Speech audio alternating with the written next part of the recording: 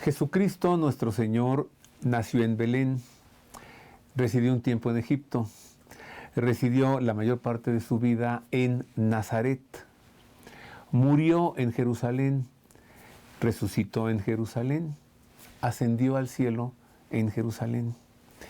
Y todo ese lugar de nuestro mundo que está allí en Israel y en Palestina, al que le llamamos la Tierra Santa, contiene allí los lugares más sagrados de nuestra fe. El lugar en el que el Señor resucitó, es el primero. El lugar donde Él murió, el segundo, y donde nació, el tercero. ¿Cuáles son estos lugares? Para quien haya tenido el privilegio de estar en la Tierra Santa, hoy se los recordaré.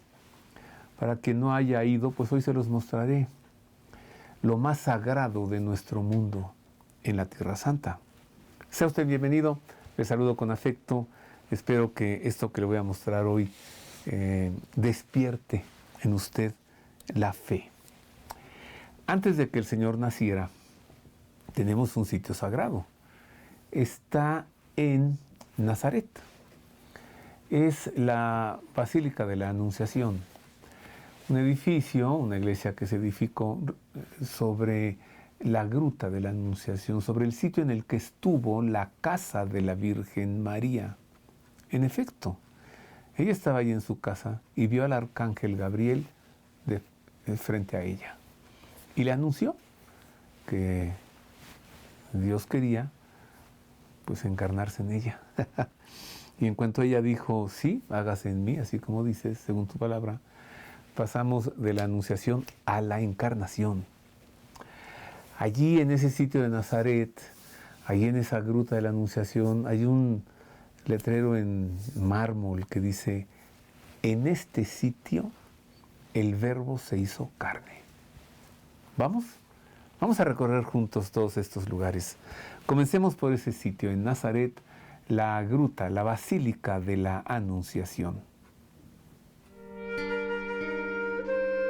El providencial acontecimiento de la Anunciación y Encarnación tuvo lugar en una gruta que formaba parte de la casa paterna de la Virgen María en Nazaret, al sur de Galilea. Sobre la gruta se edificó en el año 570 una primigenia iglesia bizantina. A inicios del siglo XII, los cruzados construyeron una catedral que luego se dañó por el terremoto de 1170, y aunque se iniciaron reparaciones, ya no concluyeron por la expulsión de los cruzados de Nazaret. Fue hasta 1620 cuando se restableció la presencia cristiana en Nazaret, gracias a que el emir druso Fakhr al-Adin autorizó a los frailes franciscanos a adquirir las ruinas de la catedral. En 1730, el sultán otomano permitió a los franciscanos construir una nueva iglesia. En 1877 agrandaron la estructura anterior, pero en 1955 fue demolida para construir la actual basílica, proyectada por el arquitecto italiano Giovanni Muzio y construida entre 1959 y 1969, que integró en lo posible los vestigios de las iglesias precedentes. La actual basílica es de 2 plantas. La superior conecta por una escalera con la inferior, en la que se encuentra la gruta, con el altar celebrativo al centro y flanqueada por 2 columnas. A todo el conjunto lo cubre una cúpula en forma de lirio invertido que en su interior luce una gran letra M, que evidencia, por la inicial del nombre de la Virgen, que el santuario es de ella. La Basílica de la Anunciación, consagrada por Paulo VI en 1964, es el santuario cristiano más grande de Medio Oriente. Su fachada presenta en grandes letras el texto «El Verbo se hizo carne y habitó entre nosotros», de significado especialísimo por estar escrito sobre piedra en el sitio donde ocurrió tan providencial acontecimiento. La Basílica de la Anunciación, sitio también de la Encarnación, como le dije. Eso en Nazaret. Ahora, tendríamos que desplazarnos a otra ciudad llamada Belén, Belén de Judá, ¿no? En donde el Señor nació. Jesús vivió en Nazaret, pero nació en Belén. Y de esta manera se cumplió la profecía que decía que el Mesías nacería en la ciudad de David. Belén es la ciudad de David porque allí David fue ungido para que fuese rey de Israel. Pues en nuestros días Belén está en territorios de Palestina, que no es Israel. Hay que cruzar ese muro horrible de concreto de 8 metros para estar en Palestina, y entonces allí en la Basílica de la Natividad, por cierto, una de las iglesias más antiguas que hay en nuestro mundo, con su techo de madera, recubierta de mosaicos bellísimos. Uno baja debajo del altar principal y allí está la gruta de la Natividad, con una estrella de plata que marca el sitio en el que el Señor nació. Vamos a Palestina, vamos a Belén, aquí nació el Señor. El nacimiento de Jesús ocurrió en la ciudad de Belén, cuyo nombre significa casa de pan, localizada a 7 kilómetros de Jerusalén y a 100 de Nazaret. Precisamente sobre la gruta en la que nació el Salvador, Santa Elena, madre del emperador Constantino, hizo edificar una iglesia en el año 339, como refiere el historiador Eusebio de Cesarea. Esta primigenia iglesia fue saqueada y destruida por los samaritanos en el año 529, por lo que se edificó otra de mayores dimensiones por indicaciones del emperador Justiniano. Es la actual Basílica de la Natividad, la iglesia bizantina más antigua del mundo. De planta basilical en forma de cruz latina, de 5 naves, mide 54 metros de longitud. La nave central es flanqueada por 44 columnas de piedra caliza color rosa con capiteles corintios de mármol blanco distribuidas en 4 filas. Entre 1165 y 1169, la basílica fue restaurada por los cruzados y embellecida con 2.000 metros cuadrados de exquisitos mosaicos incrustados de oro y de madreperla e ilustrada con escenas del Nuevo Testamento. Las columnas de la nave fueron decoradas por el pintor Basilio con medallones que representan a los antepasados de Jesús. Al interior, debajo del presbiterio, se localiza la Gruta de la Natividad, contenida por una pequeña capilla de 12.30 por 3.50 metros, bajo cuyo altar, en el piso revestido de mármol, una estrella de plata con un orificio al centro que permite tocar la piedra original, marca el sitio en el que nació Jesús con la inscripción: «Aquí, de la Virgen María, nació Cristo Jesús». La capilla es iluminada por 53 lámparas de aceite encendidas día y noche.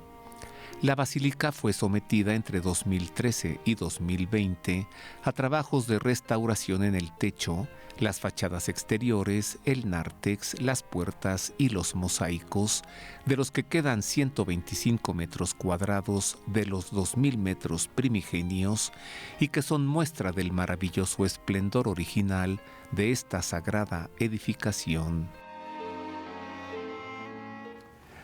Ahí nació el Salvador, en Belén. Hay otro lugar allí que hay que conocer, visitar, venerar. Es una iglesita edificada sobre una antigua gruta, una cueva. Se llama la Gruta de la Leche. Pues uno baja unos breves escalones y está en la iglesia. Y luego baja más y ya está más adentro de esa pequeña iglesia, que ahí tiene sus altares y todo. Y puede ver que las paredes y todo es como de una cueva, es una cueva, o sea, está usted dentro de una gruta. Solo que todo es de color blanco. Toda esa roca es de color blanco. Y todas las demás grutas y rocas de la región pues son como color beige o gris, excepto ese lugar, porque una antigua tradición refiere que antes de emprender la huida a Egipto, la Sagrada Familia, al salir de la Gruta de la Natividad en Belén, un poco adelante, la Virgen quiso detenerse para alimentar a su bebé, a su divino hijo, para amamantarlo. Entraron a otra gruta allí cayeron unas gotitas de la leche de la Virgen María y todas las rocas, toda la gruta, toda la roca se hizo blanca. Bueno, pues ahora la gruta es enorme, mucho más grande de lo que fue, porque llevamos 2000 años con que los peregrinos van y escarban en la gruta y sacan de ese polvo blanco, lo llevan consigo, luego se mezcla con agua. El agua misteriosamente se pone totalmente blanca y se hace más densa, alcanza la densidad de la leche. Y resulta que las mujeres que no pueden tener un hijo, beben eso y entonces ya pueden tener un hijo. Así. O las mujeres que no tienen leche para amamantar a sus bebés también beben eso y ya la tienen. Ahora ya se puso orden, ¿no? Porque antes llegaba gente con zapapicos y eso. Ahora ya los frailes le dan el polvo en un sobrecito y usted les puede dar allí alguna limosna, ¿no? Es la gruta de la leche. Está en Belén, muy cerquita de la Basílica de la Natividad. ¿Vamos? Vamos. Una antigua tradición del siglo VI refiere que cuando Herodes el Grande, rey de Galilea, ordenó la matanza de los primogénitos de toda familia, San José tuvo la precaución de refugiarse temporalmente junto con su sagrada familia en una gruta cercana a la Gruta de la Natividad. Antes de emprender la huida a Egipto, la Virgen María amamantó allí a su divino bebé, y al caer al suelo algunas gotas de su maternal leche, toda la roca de la gruta, que era rojiza, milagrosamente se tornó blanca. Este venerable sitio de nuestro mundo, de roca calcárea suave y blanca, al que desde siglos se le ha llamado Gruta de la Leche, se localiza a 200 metros al sureste de la Basílica de la Natividad en Belén. En el siglo IV, en torno a la gruta, se edificó una capilla en memoria de la Virgen Madre que allí alimentó al Redentor. Desde siglos, los peregrinos que acuden a la Basílica de la Natividad en su travesía visitan también la capilla de la Gruta de la Leche, muchos de ellos en busca del polvo que se extrae al escarbar las paredes calcáreas de la gruta, pues estas partículas de roca, al mezclarse con agua, se diluyen y hacen que el agua se torne blanca como la leche y adquiera su misma consistencia. En 1872, sobre el sitio donde estuvo la primigenia capilla, se edificó una nueva iglesia, la que prevalece hasta ahora, a la que acuden mujeres carentes de fertilidad o de lactancia para beber el polvo disuelto en agua, con la confianza en que la Virgen Madre de Dios les obtenga el milagro de concebir un hijo. La Gruta de la Leche es una reliquia que la providencia divina ha querido dejar en este rincón de nuestro mundo para enaltecer la maternidad como don proveniente del plan de Dios y para recordarnos que al concebir un hijo se recibe siempre un regalo que proviene del cielo. La Gruta de la Leche en Belén. La Sagrada Familia pues siguió su tránsito, su viaje, su recorrido hasta Egipto. Y si uno va a Egipto, si uno va a un barrio que está en la ciudad del Cairo, se llama el Fustat, ahí uno se va a encontrar con una iglesia, que es la iglesia de Abu Sirja, una iglesia ortodoxa, copta. Entra, pues muy bella, ¿no? Pero hay unas escaleras que bajan. Y ahí abajo están los vestigios de lo que fue la casa de la Sagrada Familia en Egipto. Y hay un altar para celebrar la Santa Misa allí, en Egipto, en el Cairo, en el barrio del Fustat, la casa de la Sagrada Familia en Egipto. ¿Vamos? ¿Vamos a Egipto? Vamos. Por ahora se lo presento aquí en video.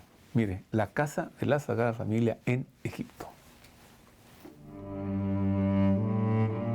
Tras la huida a Egipto, San José encontró un lugar para establecerse cerca de donde estuvo la fortaleza romana de Babilonia, en una casa de la que hasta ahora se conservan vestigios arqueológicos en la ciudad de El Cairo y sobre la que se edificó una primigenia iglesia a finales del siglo V que fue afectada por el incendio del barrio de El Fustat ocurrido en el año 750, por lo que tuvo que ser reconstruida y desde entonces restaurada en varias ocasiones. Esta iglesia, conocida como Abu Sirja, además de encontrarse sobre la casa de la Sagrada Familia, se dedicó a los santos mártires del siglo IV, San Sergio y San Baco. Cada año, el día 24 de Bashons, mes del calendario copto que corresponde al 1 de junio del calendario gregoriano, los cristianos egipcios conmemoran con una misa y cánticos la llegada de la Sagrada Familia a Egipto. La iglesia de planta basilical de 3 naves mide 30 metros de largo por 19 de ancho. La nave central, cubierta en su exterior por un tejado doble, alcanza los 15 metros y las naves laterales, revestidas con tejados planos horizontales, miden 6 metros de altura cada una. Cuenta con 3 cúpulas y su acceso principal se ve precedido por un nártex. Al interior, las naves están separadas por 2 filas de 6 columnas, 11 de ellas talladas en mármol blanco y una en granito rojo, decoradas con iconos de los siglos XV y XVI que presentan escenas de la vida de Jesucristo, de la Virgen María y de santos. El ábside se recubrió con mosaicos de mármol y el púlpito, que originalmente fue de madera, se reemplazó por uno de mármol con incrustaciones de ébano y marfil. Una estrecha escalera de piedra caliza da acceso al subterráneo donde estuvo la casa de la Sagrada Familia, consistente en un espacio de 2 habitaciones con techo abovedado sostenido por varias columnas, habilitado hoy como capilla con altar celebrativo. Cuando Herodes murió, nos narran las Sagradas Escrituras, los Evangelios, el ángel del Señor le dijo a José: ya puedes volver a Nazaret. Entonces la Sagrada Familia pues emprendió el viaje de regreso. Y allí en Nazaret, muy cerca de la Basílica de la Anunciación, yo creo que a unos 300 metros, hay una iglesita pequeña, hermosa, le llaman los del lugar la Iglesia de la Nutrición. Y uno puede bajar, y en el subsuelo están los vestigios de la casa de la Sagrada Familia en Nazaret, o sea, de la casa de San José. Incluso se conserva la piscina para el ritual de purificación, se conservan algunos de los mosaicos originales. Allí San José tenía su taller, ahí trabajaba, y allí Jesús niño trabajaba con él, porque le dijo: yo quiero ser carpintero, yo quiero ser como tú. Y allí Jesús niño fue alimentado, educado, formado, vestido, instruido por su madre, la Virgen María, y por San José. Y por eso le llaman la Iglesia de la Nutrición, porque allí el Salvador ahí fue nutrido, ¿no? Alimentado. Es un lugar al que cuando vamos hay que pedirle allá a San José, pues las mujeres que son solteras y que quieren casarse, que le pidan un esposo. San José, consígueme un esposo como tú. Segundo, quien no tiene trabajo, hay que ir y pedirle trabajo. Y quien ya lo tiene, pues pedirle a San José que le conserve su trabajo.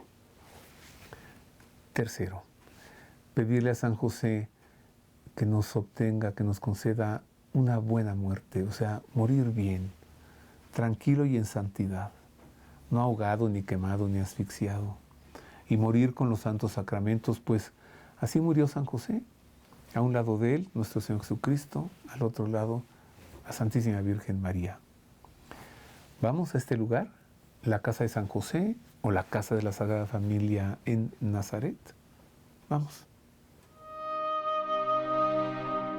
En la ciudad de Nazaret se conserva el sitio donde estuvo la casa de San José y su taller. En esta casa residió la Sagrada Familia. Aquí creció Jesús.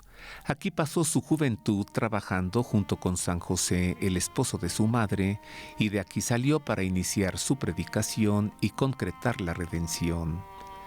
De la casa de San José se conservan, gracias a que los primeros cristianos y la comunidad judeocristiana de Nazaret utilizaron el sitio para bautizar a los conversos, vestigios arqueológicos sobre los que se edificó una pequeña iglesia en el siglo VI, llamada desde entonces con los títulos de Iglesia de San José, Iglesia de la Nutrición e Iglesia del Sustento, que fue reedificada por los franciscanos en el siglo XII, por los cruzados en el siglo XIII y reconstruida en 1914 sobre los cimientos de la primigenia iglesia. Fue gracias a las excavaciones que los franciscanos practicaron en torno al terreno sobre el que se construyó la nueva iglesia que se descubrieron, además de las ruinas de la iglesia edificada por los cruzados, la cisterna excavada en la roca caliza, fragmentos de los muros de las habitaciones de la casa y los 7 peldaños que dan acceso a la cisterna de 2 metros, en la que todavía se conservan algunos de los mosaicos color blanco y negro que cubrieron el fondo. La actual iglesia, de estilo neorrománico, presenta una fachada con portal en forma de arco y flanqueado por 2 ventanas. Al interior es de 3 naves separadas por columnas. El ábside se decoró con 3 frescos, de los que el más grande presenta a la Sagrada Familia al centro. Uno de los laterales muestra el sueño de San José y el otro su tránsito en brazos de Jesús y de María.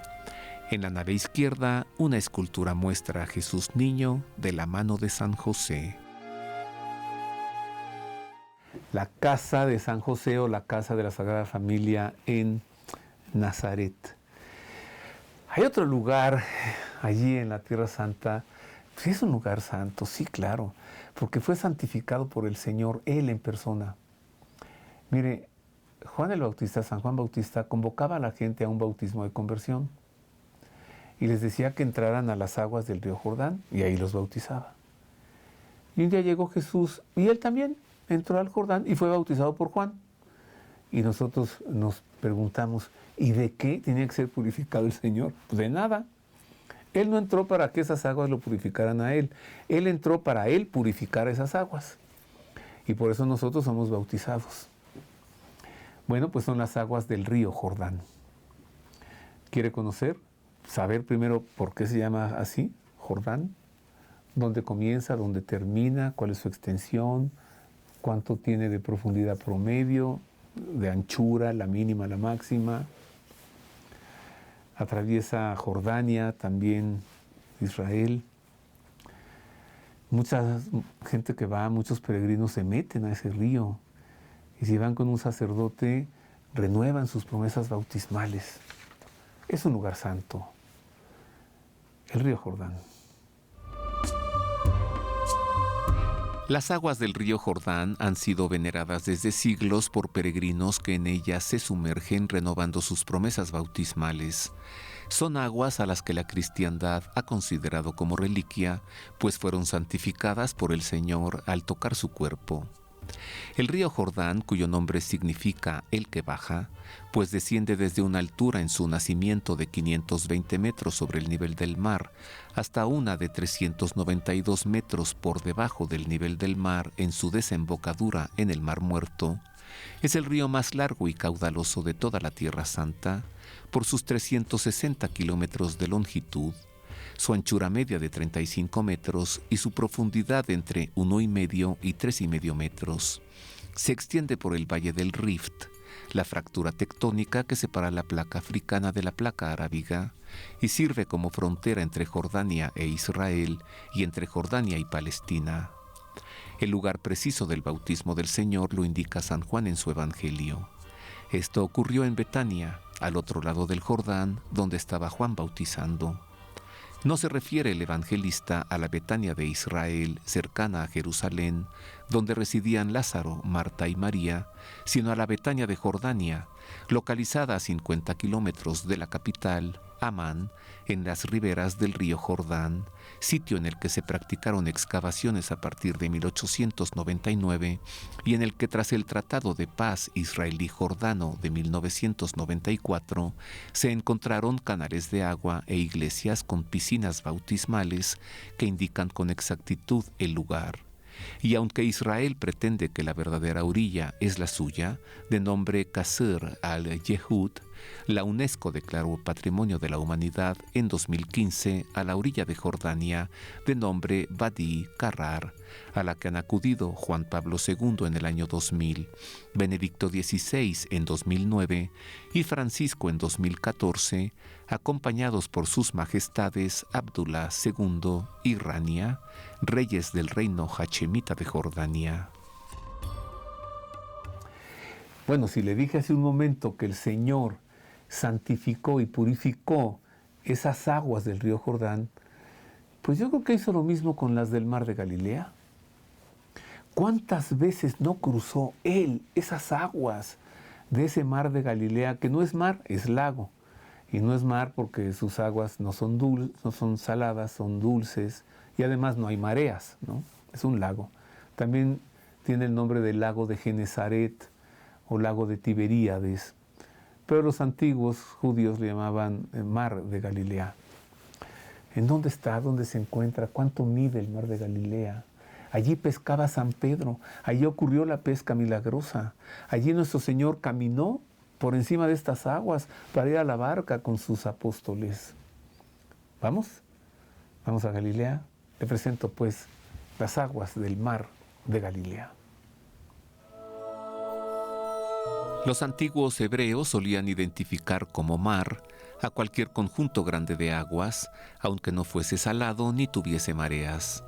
Es el caso del mar de Galilea, que también recibe los nombres de lago de Genesaret y lago de Tiberíades. Enclavado en el noreste de Israel, al norte del valle del Jordán y a orillas de la ciudad de Tiberíades, se alimenta del río Jordán, manantiales subterráneos y lluvias, y se formó a consecuencia de los movimientos tectónicos en el valle sobre el que se asienta como resultante de la separación entre la placa arábiga y la placa africana. Su superficie es de 165 kilómetros cuadrados, mide 21 kilómetros de longitud, 12 de ancho, 56 de perímetro y alcanza una profundidad promedio de 26 metros y una máxima de 48. Ubicado a una altura de 210 metros bajo el nivel del mar, es el lago de agua dulce más bajo del mundo y el único lago de Israel.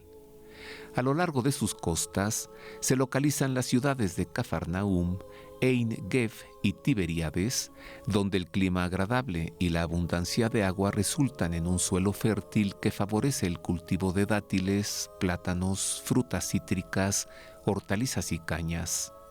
Las aguas de este mar han sido proveedoras de peces por siglos, como ocurrió en la pesca milagrosa, cuando Pedro y sus compañeros pescaron gran cantidad de peces, de modo que las redes amenazaban romperse. Pescaron sardinas, barbos y mojarras tilapini, que llegan a medir hasta medio metro y a las que hoy se les llama, con agradecida memoria, el pescado de San Pedro.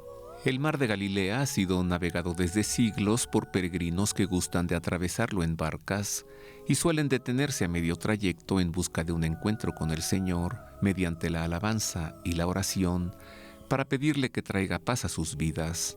La religiosidad ha considerado como reliquia a estas aguas por las que navegó Jesús y a las que exorcizó cuando increpó al viento y calmó al mar. Las aguas del mar de Galilea. Hay una costumbre ahí, a una orilla hay algunos restaurancitos, y hay la costumbre de comer pescado, ¿no? Que es mojarra tilapia, y le llaman allí el pescado de San Pedro.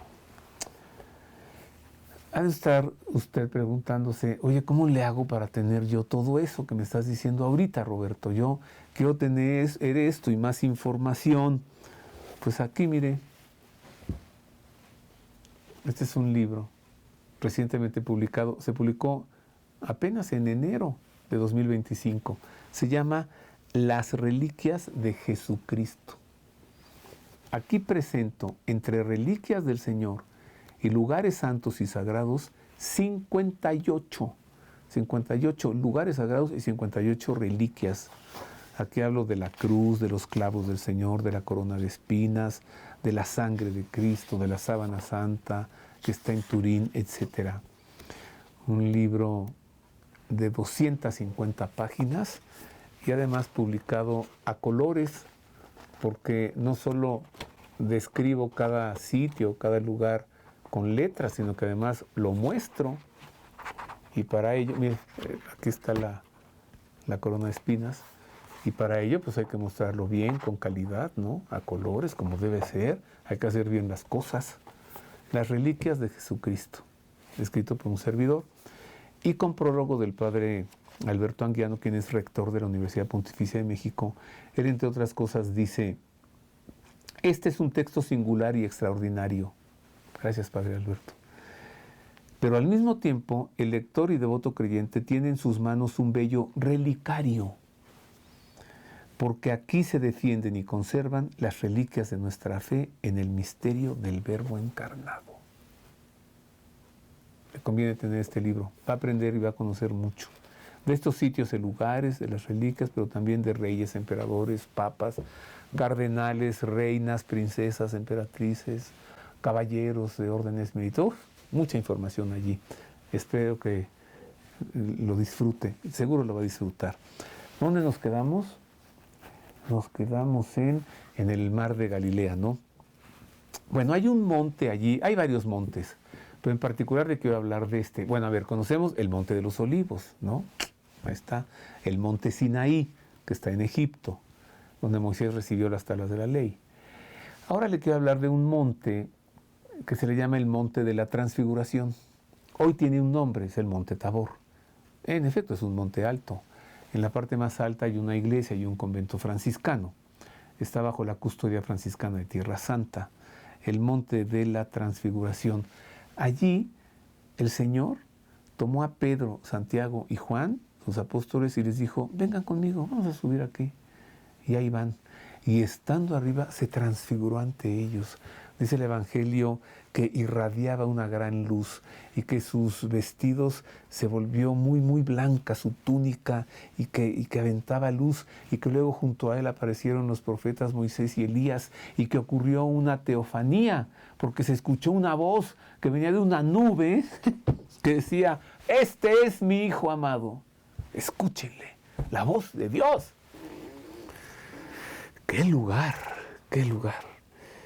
Vamos allá, se lo muestro. Muy bien, entonces es el Monte de la Transfiguración, que si usted lo quiere encontrar aquí, tiene mucha más información, ¿eh?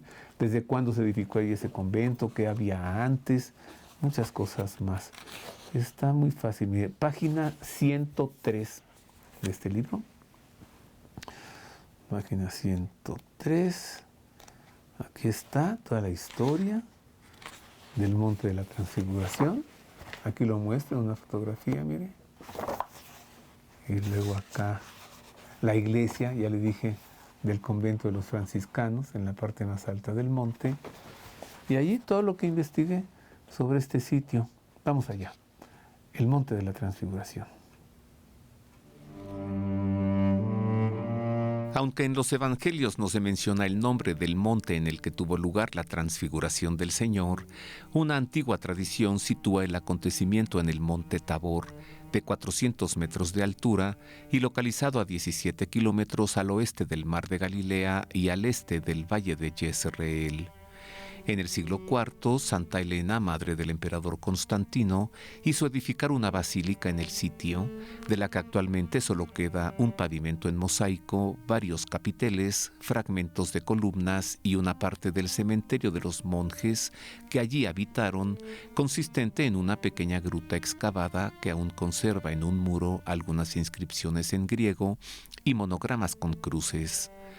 A partir del año 1101, durante las cruzadas y mientras duró el reino latino de Jerusalén, se estableció una comunidad de monjes benedictinos que restauraron el santuario y edificaron una abadía protegida por una muralla fortificada. En el año 1200, el sultán Malek al-Adel atacó la abadía y en 1211 la convirtió en una fortaleza. En 1263, el sultán al-Zahir Baibars atacó la fortaleza que los caballeros hospitalarios de la Orden de San Juan de Jerusalén estaban construyendo y la hizo derruir junto con la basílica y la abadía. El monte Tabor quedó desolado hasta que los frailes franciscanos, custodios de Tierra Santa, obtuvieron el terreno que les fue donado por el emir druso Fakhr al-Adin en 1631 y, consolidando las ruinas existentes, se establecieron en un sencillo convento hasta que a principios del siglo XX pudieron ampliarlo y edificar sobre los vestigios de las dos primeras iglesias, incluyendo en lo posible sus vestigios, la actual basílica, de planta de 3 naves, proyectada por el arquitecto Antonio Barluzzi y concluida en 1924. Al término del relato de la Transfiguración, uno de los versículos más bellos del Evangelio nos inspira el anhelo de que nos suceda lo mismo que a los apóstoles que fueron testigos de la Transfiguración. De pronto, mirando en derredor, ya no vieron a nadie más que a Jesús solo con ellos. Pues ahí tiene usted el monte de la Transfiguración, pues se llama Monte Tabor.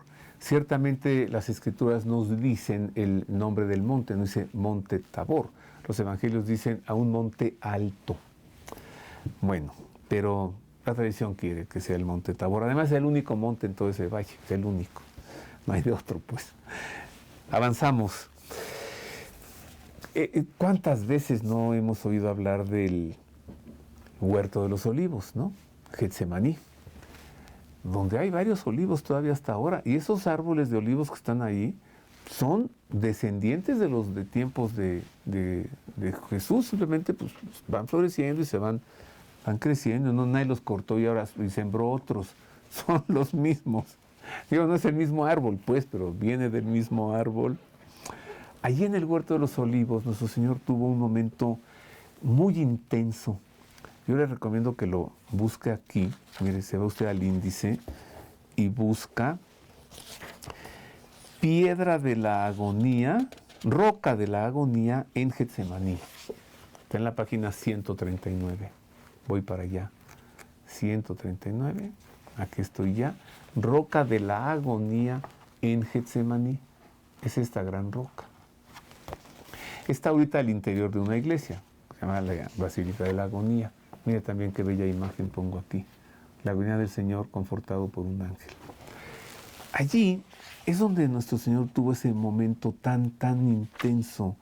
Yo lo escribo aquí en el libro, puse Getsemaní es la introducción a la pasión. Viene a ser como un prólogo en el que la imagen de Jesús postrado sobre esta roca evidencia hasta qué grado han de ejercitarse las facultades del espíritu, del alma y del cuerpo para lograr adaptarse a la voluntad de Dios. ¿Así? Sobre la roca de la agonía en el huerto de Getsemaní, Jesús experimentó en una infinita soledad, acentuada por el abandono de los amigos que le aseguraron siempre estar con él, una auténtica agonía con toda la tribulación que implica el ser hombre. Es un lugar impresionante, es un lugar santo, es un lugar sagrado que está allí en Jerusalén. Le presento pues enseguida la roca de la agonía en Getsemaní, al interior de la Basílica de la Agonía. La piedra de la agonía sobre la que Jesús oró intensamente antes del inicio de su pasión en el huerto de Getsemaní del Monte de los Olivos se encuentra hoy al interior de la Basílica de la Agonía, también llamada Basílica de las Naciones y Basílica de Getsemaní. Esta roca, que quedó empapada por las lágrimas y el sudor de sangre del Señor, se encuentra cercada por una corona de espinas de bronce adornada con cálices, golondrinas y palomas de alas abatidas. El primigenio santuario, edificado entre los años 300 y 380, fue destruido por los persas en el año 614, reconstruido por los cruzados y nuevamente destruido por los sarracenos en 1219. La actual basílica se edificó entre 1919 y 1924 sobre los cimientos de las dos primigenias iglesias, la bizantina del siglo IV, derruida por un terremoto en el año 746, y la que construyeron los cruzados en el siglo XII y que tuvieron que abandonar a su salida de Tierra Santa en 1345. La actual basílica, que forma parte de la custodia franciscana en Tierra Santa, presenta una fachada de aspecto bizantino compuesta por 12 columnas y rematada por un gran mosaico que muestra a Jesucristo como puente entre Dios y la humanidad. Los cristales de las ventanas, hechas de alabastro azulado purpurino traslúcido, produce un efecto místico de serena oscuridad hacia el interior de la iglesia. Pues allí es donde el Señor fue apresado, ¿no? En el Huerto de los Olivos. Fue llevado a la casa de Anás, yerno del sumo sacerdote, luego a la casa de Caifás, el sumo sacerdote, y al día siguiente ante Poncio Pilato. Ahí fue juzgado por su injusto juez, que lo sentenció a morir en cruz, y por la vía dolorosa de Jerusalén hasta un valle que es el Valle del Gólgota. Allí en el Valle del Gólgota hay una gran roca que es el Monte Calvario, así se llama, Monte Calvario. No es un monte, es una roca muy grande, enorme. El Monte Calvario, donde fue asentada la cruz y donde fue crucificado el Señor. Posiblemente sea uno de los lugares más santos de nuestra fe. Usted me puede decir, ¿por qué? Si es un lugar de muerte y de sufrimiento y de agonía, ¿por qué es el lugar de la entrega? Porque es en la cruz donde el Señor, uno, obtuvo para nosotros el perdón, y dos, entregó su vida para que la muerte ya no fuese eterna, para resucitar. ¿Quiere que vayamos a ese lugar? El Monte Calvario, el sitio de la cruz. Al interior de la Basílica del Santo Sepulcro en Jerusalén se encuentra la colina del Calvario, de roca, a la que se sube por una empinada escalera que conduce al altar del Calvario que surge sobre la roca en la que se incrustó la cruz de Jesús. Roca que es visible a través de las placas de cristal a los lados del altar y que puede tocarse a través de una apertura en el disco de plata bajo el altar, punto desde el que se levantaba la cruz. La capilla está en posesión de los griegos ortodoxos y está decorada con lámparas y candelabros según su tradición. Bajo el Calvario, la capilla de Adán es una de las más antiguas de la basílica. En el ábside se puede ver la hendidura en la roca causada, según la primitiva tradición, por el terremoto acaecido en el momento de la muerte de Jesús, hendidura que permitió que la sangre de Cristo llegara y redimiera a Adán, que se pensaba estaba sepultado aquí. Para los primeros cristianos, este era incluso el origen del nombre Gólgota o Calvario, lugar del cráneo o de la calavera, en referencia a la sepultura de Adán. Esta tradición inspiró la iconografía del crucifijo que pone a los pies de la cruz una calavera, un reguero de sangre y frecuentemente una pequeña gruta. Este Monte Calvario, el sitio de la cruz, está en la página 179 de este libro, Las Reliquias de Jesucristo, este libro escrito por su servidor. ¿De qué más le hablo? Pues de la piedra de la unción. Es una piedra plana, rectangular, perfecta, lisa, perfecta, marmórea, que despide un aroma exquisito siempre. Está al interior de la Basílica del Santo Sepulcro, en Jerusalén. Sobre esta roca fue colocado el lienzo, la sábana santa, luego el cuerpo del Señor y cubierto con el mismo lienzo. Pues allí los peregrinos nos arrodillamos, besamos esa piedra, los objetos devocionales, medallas, rosarios, los tocamos a esa roca. A muchos se nos salen las lágrimas y es un momento muy fuerte en el que uno puede orar y agradecerle al Señor tanto que hizo por nosotros. ¿Quiere conocerla? Aquí está, la piedra de la unción al interior de la Basílica del Santo Sepulcro en Jerusalén. Luego de que San José de Arimatea obtuviese del prétor Poncio Pilato la autorización para descolgar de la cruz el cuerpo de nuestro Señor, tras envolverlo en un lienzo de tela conocido como la sábana santa, lo colocó sobre una gran piedra lisa que hoy se encuentra en el interior de la Basílica del Santo Sepulcro en Jerusalén, entre la colina pétrea del Calvario y la rotonda de la Anástasis o Resurrección. Es la piedra de la unción. Esta gran piedra rectangular de color rosáceo es venerada, acariciada, besada y abrazada por millones de peregrinos que acuden a esta basílica procedentes de todo el mundo. Los peregrinos, al tocar a la roca sus objetos sagrados, suelen quedar sorprendidos al percibir un exquisito aroma a aceite perfumado que emana de la roca. Un mosaico colocado en el tabique frontal de la basílica, cercano a la piedra de la unción, ilustra el episodio en el que San José de Arimatea coloca allí el cuerpo de nuestro Señor. Ya que esta piedra de la unción está al interior de la Basílica del Santo Sepulcro en Jerusalén, pues por supuesto hay que ir allí. Se la voy a presentar enseguida. Es una gran iglesia que en su interior contiene todos estos lugares y estos elementos. Al interior está el Monte Calvario, al interior está la Piedra de la Agonía y también ahí está un lugar bellísimo que le presentaré más adelante, que es el sitio en el que quedó sepultado el Señor. Se llama el Edículo de la Resurrección. Pero por ahora le presento la Basílica del Santo Sepulcro. La Basílica del Santo Sepulcro en Jerusalén se erigió en el preciso lugar de la crucifixión de Cristo y de su sepulcro en el año 330 por órdenes del emperador Constantino. En el año 614 la iglesia bizantina original fue destruida por los persas. Poco después se reconstruyó, pero en el año 1009 fue atacada por el califa egipcio Al-Hakim. La iglesia volvió a ser reconstruida en el año 1048 por el emperador bizantino Constantino Monómaco y restaurada en su totalidad en el año 1144 por los cruzados, colocando todo el conjunto bajo un mismo techo. La mayor parte de la actual basílica corresponde a ese tiempo.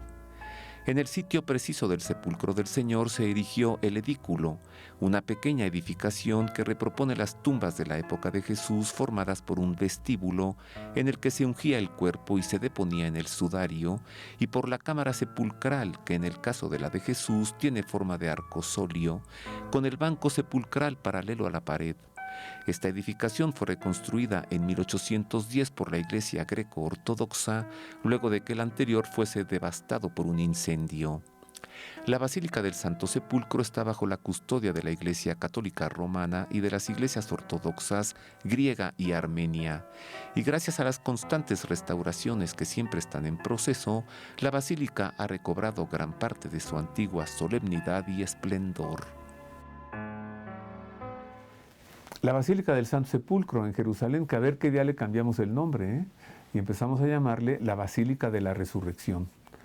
Porque lo más importante no es tanto que Jesús haya muerto, sino que Jesús haya resucitado. Porque si este carpintero de Nazaret, Jesús, no hubiese sido, como él tantas veces lo dijo, el Hijo de Dios, el Mesías, no habría resucitado. O sea, diríamos hoy, pues habló muy bonito, nos enseñó cosas muy amables, dijo que lo iban a matar y que dijo que iba a resucitar, pero pues mira, no resucitó, pues como que se apasionó, de pronto se sublimó, pero pues no, él no era quien dijo ser. No. La resurrección comprueba lo dicho por Jesús. Como escribe San Pablo, si Cristo no resucitó, entonces nuestra fe es vana. Y nosotros somos los más estúpidos de los hombres, creyendo en un cadáver que cuelga una cruz. Así que la resurrección del Señor nos salva todo, su pasión, su muerte y su resurrección. Pero como dije, la resurrección es la comprobación por parte del cielo de que efectivamente Jesús de Nazaret es el Hijo de Dios y es el Mesías. Vamos a conocer pues el edículo de la resurrección. El edículo de la Anástasis, que en griego significa resurrección, por ser este el lugar en el que Cristo resucitó, Se encuentra al interior de la Basílica del Santo Sepulcro en Jerusalén, al centro de una rotonda de columnas que sostienen un techo en forma de cúpula, edificado por los ortodoxos en 1808, en sustitución del erigido por los frailes franciscanos en el siglo XVI. Al interior del edículo se encuentra el vestíbulo, de 4 por 3 metros y medio, decorado con paneles estructurales de mármol blanco intercalados por columnas y pequeños pilares. Es la Capilla del Ángel, en memoria del joven vestido con una túnica blanca que las mujeres vieron sentado en la tumba la mañana del domingo y de quien recibieron el anuncio de la resurrección.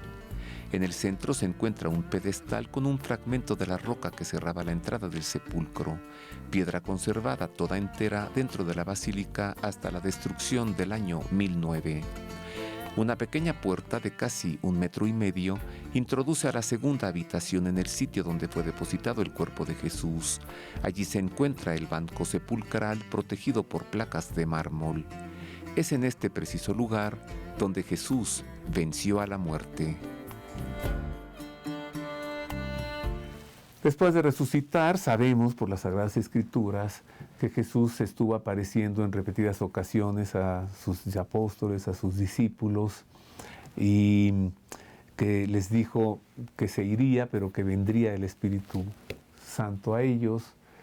Les dijo, quédense aquí en Jerusalén todavía, yo ya me voy. Fue la ascensión, ¿no? Y pocos días después vino el Espíritu Santo en aquel Pentecostés.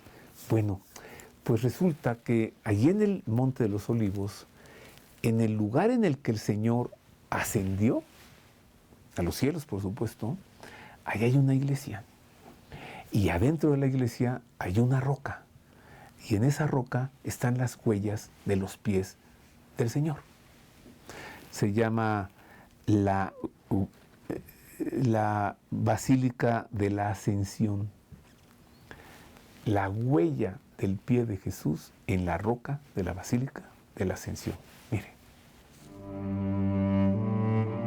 Tras la muerte y resurrección del Señor, los apóstoles permanecieron en Galilea unas 3 semanas y luego se trasladaron a Jerusalén como Él se los pidió, donde se les apareció con frecuencia para enseñarles los misterios del reino de Dios.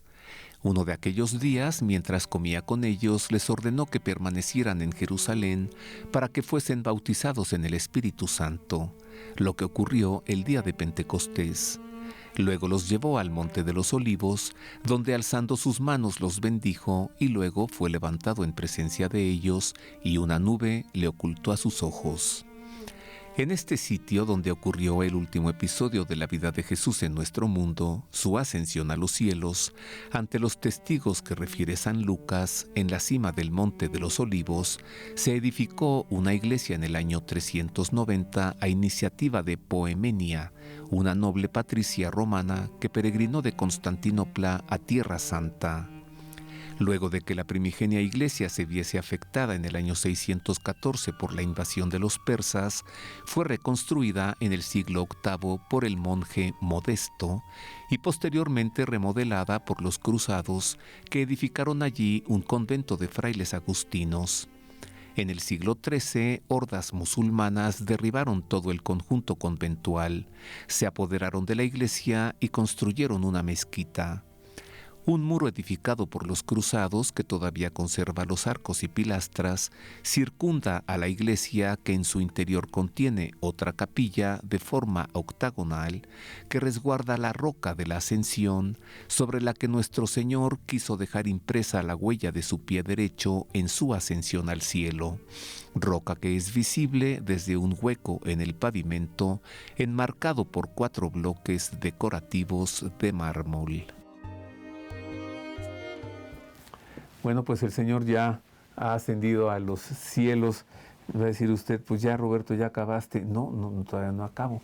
Porque Él ascendió a los cielos, pero aquí nos dejó a su mamá, que ya quería irse con Él, pero le dijo, no, quédate con ellos todavía, te necesitan. Así que hay 2 lugares todavía de la Virgen María que están en nuestro mundo y que hay que visitar, conocer y venerar. Uno de ellos es la casa de la Virgen María en Éfeso, porque como el Señor desde la cruz se la encargó al apóstol San Juan Juan se fue a vivir con ella a la casa de Nazaret. Pero cuando empezó la persecución contra los cristianos y ya la lapidación de Esteban, entonces Juan se la llevó a ella por seguridad y se establecieron en Éfeso, en una montaña. Bueno, pues allá hay vestigios de la casa de la Virgen María en Éfeso. Conózcala. En la localidad de Selkuk, provincia de İzmir, en Turquía, frente al mar Egeo, a 7 kilómetros de la antigua ciudad grecorromana de Éfeso, en la cima del monte Bulbudag o Monte del Ruiseñor, que ahora ha cambiado su nombre a Aladag o la Casa de la Virgen, se localiza una pequeña capilla conocida como Meryem Ana Evi, construida con ladrillos y piedras cuadradas, redondas y octagonales, sobre los vestigios arqueológicos de una antigua casa en la que habitaron la Virgen María y el apóstol San Juan. Fue gracias a las revelaciones que Dios le confió a la beata Ana Catalina Emmerich que se encontraron los vestigios de la casa de la Virgen María en Éfeso, descubrimiento que ocurrió en agosto de 1891, después de que unas religiosas del Hospital Francés de İzmir, luego de conocer la descripción que dejó escrita Ana Catalina, la presentaron a los frailes paules Jung y Pulling. El 29 de julio de 1891, el padre Jung emprendió una expedición hacia lo alto de la montaña en compañía de otro sacerdote y 2 laicos, y tras una agotadora jornada descubrieron, ocultas entre árboles, las ruinas de una antigua casa, tal como lo había descrito Ana Catalina, en la cima de la montaña, y desde donde se podía ver la ciudad de Éfeso a un lado y al otro el mar Egeo con la isla Samos al fondo. Multitud de peregrinos acuden a la casa de la Virgen María en Éfeso, como lo hicieron el Papa Paulo VI en 1967, Juan Pablo II en 1979 y Benedicto XVI en 2006, para encontrarse con el consuelo intercesor de Nuestra Madre del Cielo. La casa de la Virgen María en Éfeso. ¿Hay un sepulcro de la Virgen María? Pues sí, pero están vacíos. No es uno, son 2, pero están vacíos, porque ella fue asunta al cielo en cuerpo y alma. Un sepulcro es el que le prepararon en Éfeso, por si acaso ella muriera allí. Está vacío, por supuesto. Otro está en Jerusalén. Vacío también, por supuesto, ¿no? Al final de su vida en este mundo, la Virgen María se instaló en una casita muy cercana al cenáculo donde su hijo, nuestro Señor, había celebrado la última cena. Actualmente allí hay un monasterio de benedictinos y adentro hay una escultura que muestra a la Virgen María pues yacente, como en un sepulcro, ¿no? No hay nadie ahí, está vacío, no es una tumba, es un monumento en memoria, es un recuerdo, es un cenotafio. Está vacío, claro. Eso en Jerusalén, allí junto al cenáculo. Pero luego, en el Monte de los Olivos, hay una iglesia de ortodoxos en donde está la tumba de la Virgen María. Está vacía. Ya no alcanzó a ser sepultada, pero ahí tiene ese lugar. Entonces la llevaron, ¿no?, de Jerusalén, de junto al cenáculo, en una gran procesión con los apóstoles, para depositar su cuerpo allí en el Monte de los Olivos, donde a su divino Hijo le gustaba tanto estar, cuando en eso pues ocurrió su asunción a los cielos. ¿Quiere conocerlos? Pues enseguida aquí están los sepulcros vacíos de la Virgen María. El magisterio de la Iglesia enseña que la Virgen María fue asunta en cuerpo y alma a la gloria eterna al terminar su vida terrenal. Expresión esta, al terminar su vida terrenal, que se refiere a su muerte. En efecto, tras la muerte de la Virgen María, su cuerpo no conoció la corrupción en el sepulcro, pues fue asunto a los cielos por su divino Hijo en un tiempo comprensiblemente breve.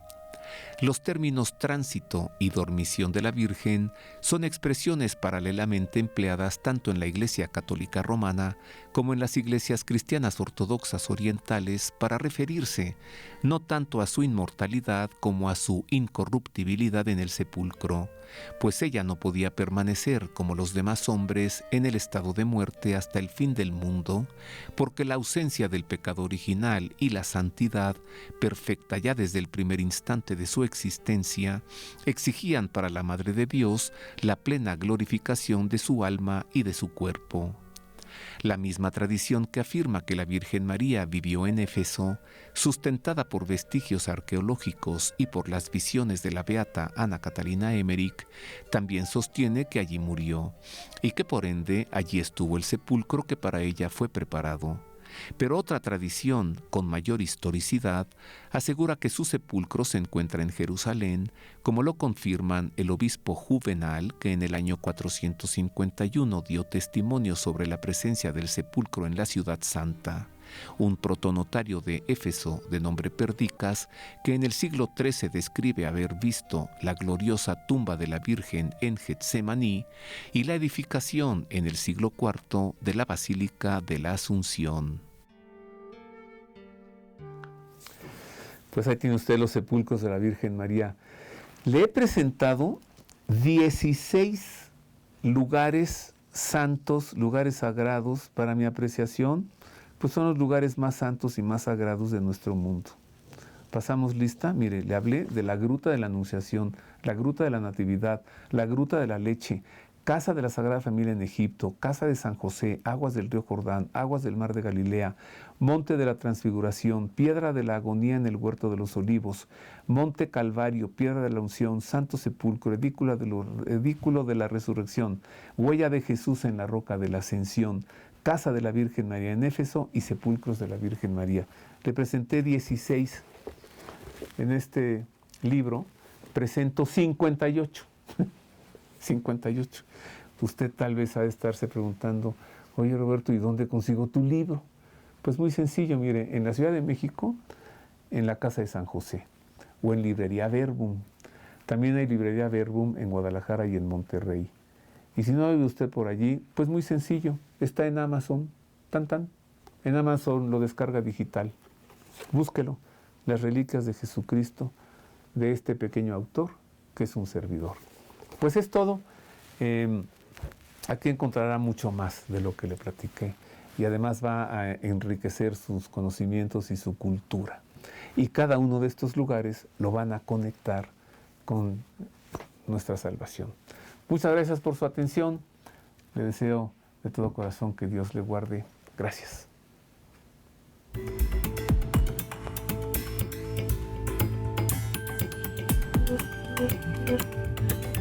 Thank you.